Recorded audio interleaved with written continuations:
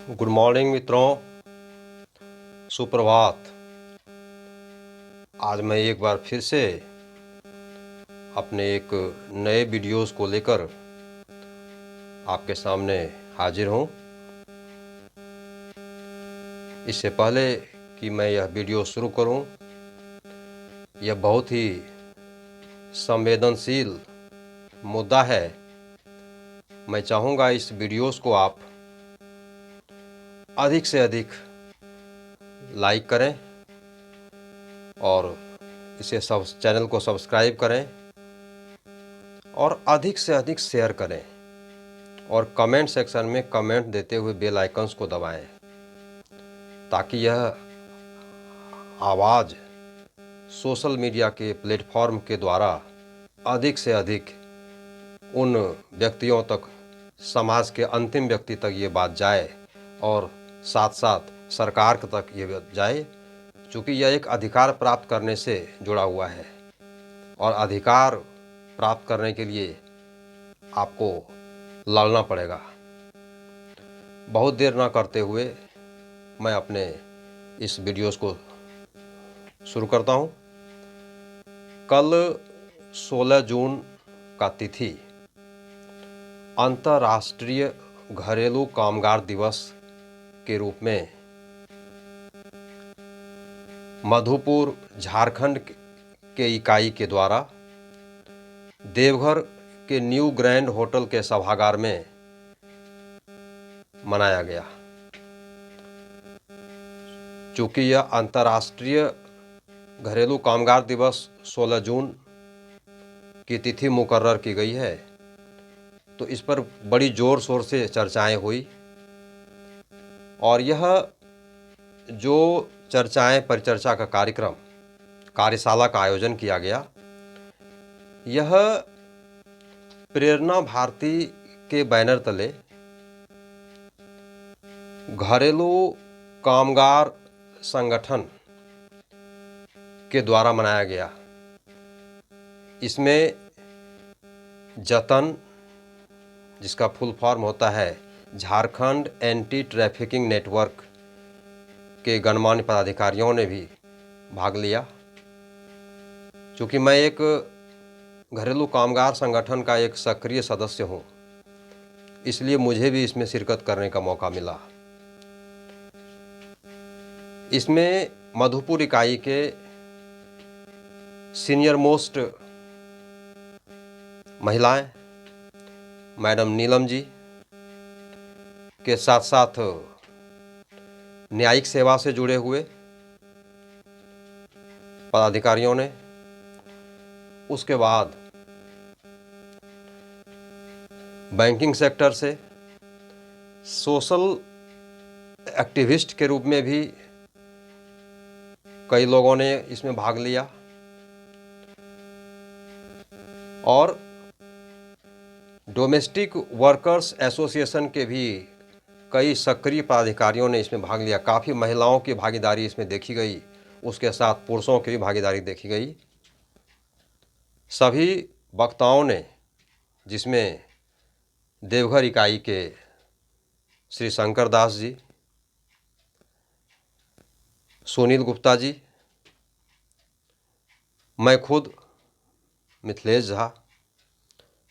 सहित तमाम महिलाओं ने भी अपनी बातों को रखा और अपने प्रयास से घरेलू कामगार के प्रति संवेदना जाहिर की। मित्रों, घरेलू कामगार एक रोजी रोटी के लिए आज देश के आर्थिक तौर पर पिछड़े हुए गरीब घरों से महिलाएं, पुरुष इस धंधे में लिप्त हैं और घरों में काम करके, झाड़ू पोछा करके उनकी जीवन चलती है, उनकी रोजी रोटी चलती है। बहुत ही संवेदनशील मुद्दा है ये। कल 16 जून को जो कार्यशाला आयोजित की गई, उसमें तमाम संगठन के पदाधिकारियों के द्वारा इस बात पर चर्चाएं की गई कि घरेलू कामगार